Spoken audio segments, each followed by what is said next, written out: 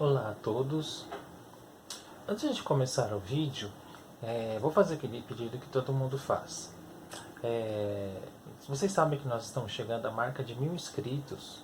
Estamos chegando perto, é uma marca importante para nós. Então eu peço para você, se inscreva no canal, compartilhe o vídeo, que isso é importante para dar uma outra dimensão ao canal.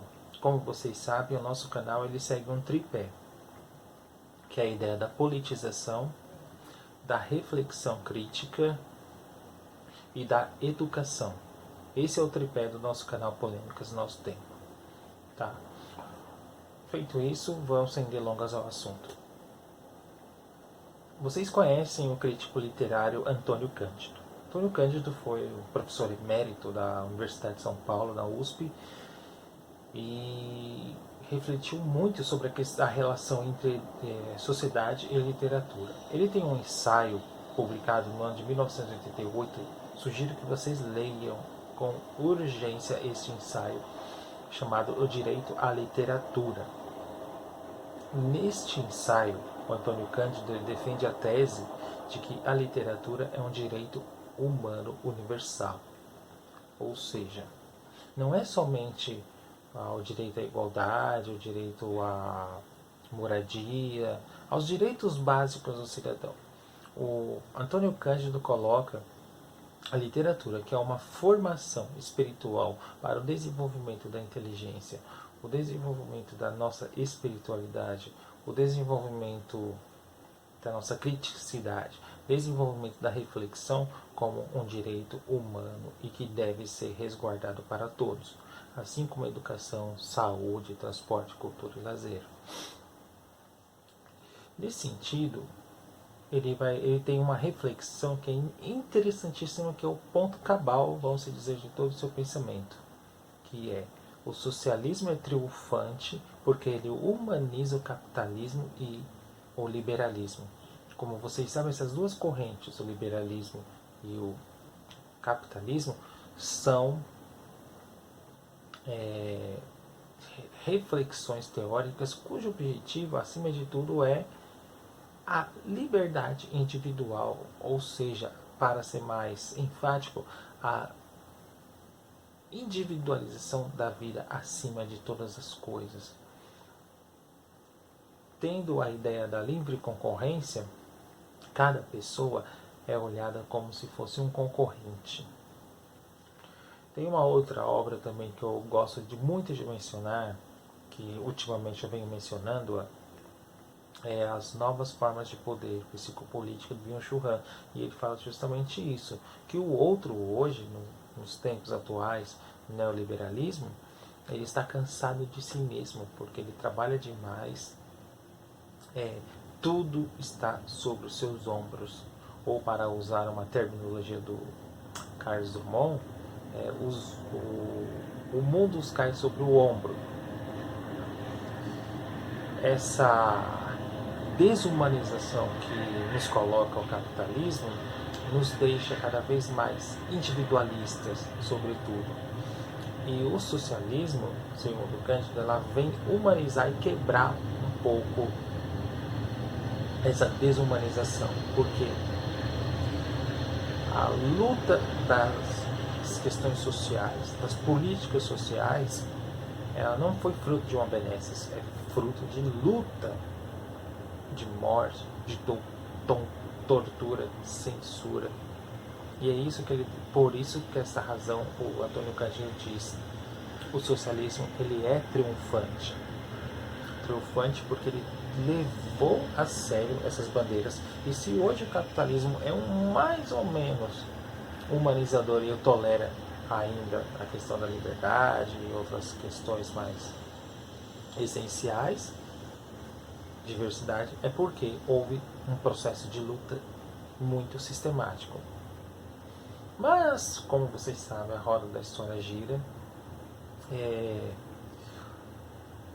Nós estamos num governo ultraliberal, que é classificado. Esse governo ele quer radicalizar esta individualidade. Não é à toa que palavra mais utilizada e abusada neste governo é a ideia de liberdade. Porém, a liberdade aqui, ela tem um caráter de flexibilização dentro desse aspecto neoliberal. O que eu quero dizer com isso? O neoliberalismo é uma corrente, uma doutrina econômica que virou uma forma de conduta de vida, cujo objetivo é a individualização da vida ao máximo e a retirada do Estado como um agente que vai promover o bem-estar às pessoas. Quem vai promover o bem-estar agora é a figura do eu. Eu promovo, eu faço, eu me responsabilizo por tudo. Por essa razão que o Byung-Chul Han diz que o homem está cansado. Não é o cansaço físico, é o cansaço de tudo estar sobre ele. Entenderam a ideia? Não é aquela ideia que nem o Burraldo do Pondé fala que o homem vai para a fábrica trabalhar e está cansado. Nada disso. Cansado porque o neoliberalismo impõe tudo sobre ele. Não há noção de social algum, de solidariedade, de ajuda mútua, não. O outro eu olho como um concorrente. E nesse aspecto de uma sociedade onde todos são concorrentes, a desigualdade, consequentemente, surge como algo natural, porque, dentro da ótica de um neoliberal, ele vai dizer, não, as oportunidades estão aí, você tem que correr atrás. O governo Paulo Guedes, o ministro Paulo Guedes, quer dizer, e o governo Bolsonaro, eles estão fazendo agora mais um ato desumano, que é o quê? Além de nós estarmos na pandemia, das crianças não terem acesso à internet para dar continuidade aos estudos, e a educação em tempos de pandemia está agravando ainda mais as desigualdades por conta de ausências de políticas que visam o avanço da tecnologia no Brasil, eles estão promovendo o aumento de impostos sobre os livros. O que isso quer dizer? Assim como o Antônio Cândido disse que a literatura é um direito universal e que todos devem ter acesso a ela, porque ela é importante para o processo de formação do ser humano, este direito básico está sendo retirado das classes pobres. Aqui é um verdadeiro discurso de luta de classes. Por que está sendo retirado? Porque o argumento do governo é que quem consome livro é somente rico. Então, portanto, como eles têm condições de comprar, pode-se aumentar. E os pobres?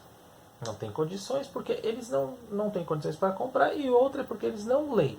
Esse é o discurso mais nefasto do mundo. Se eles não leem, ao invés de fazer uma política promotora de inserção social na cultura, na literatura, nas artes, enfim, não.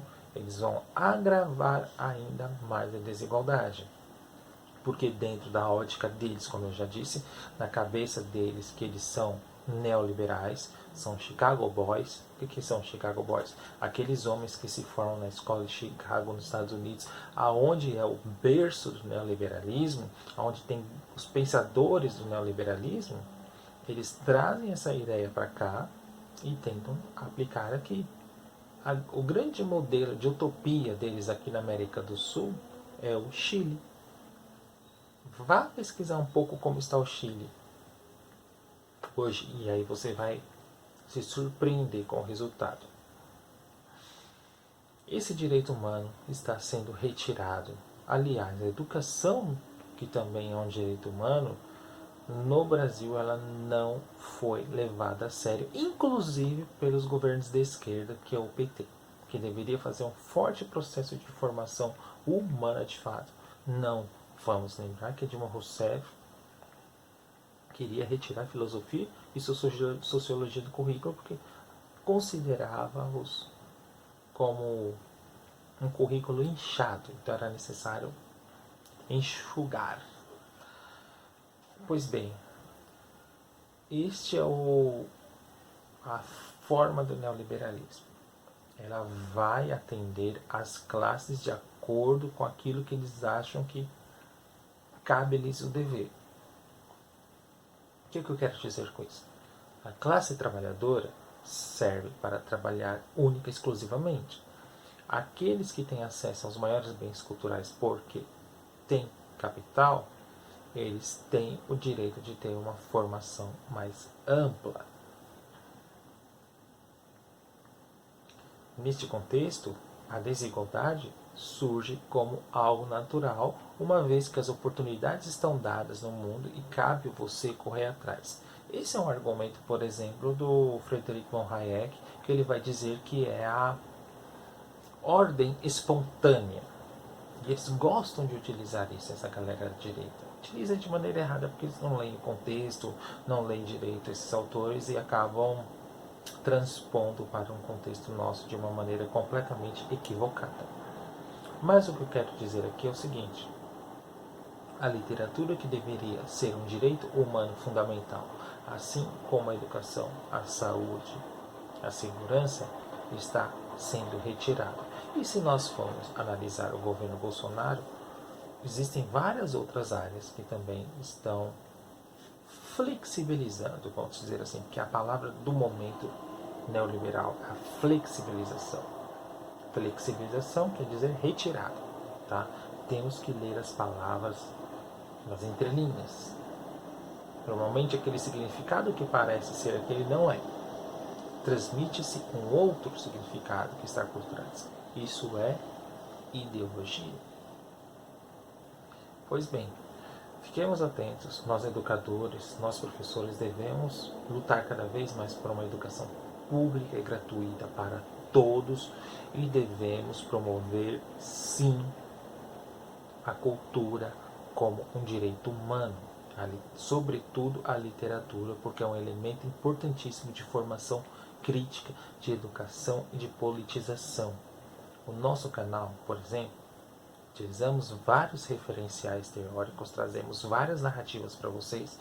Como eu já disse no começo, utiliza-se o tripé da educação, politização e reflexão crítica. E a literatura é fundamental nesse processo. Pense sobre isso. Leia o texto do Antônio Cândido. E aí vocês vão ter uma outra visão. Tá certo? Até mais.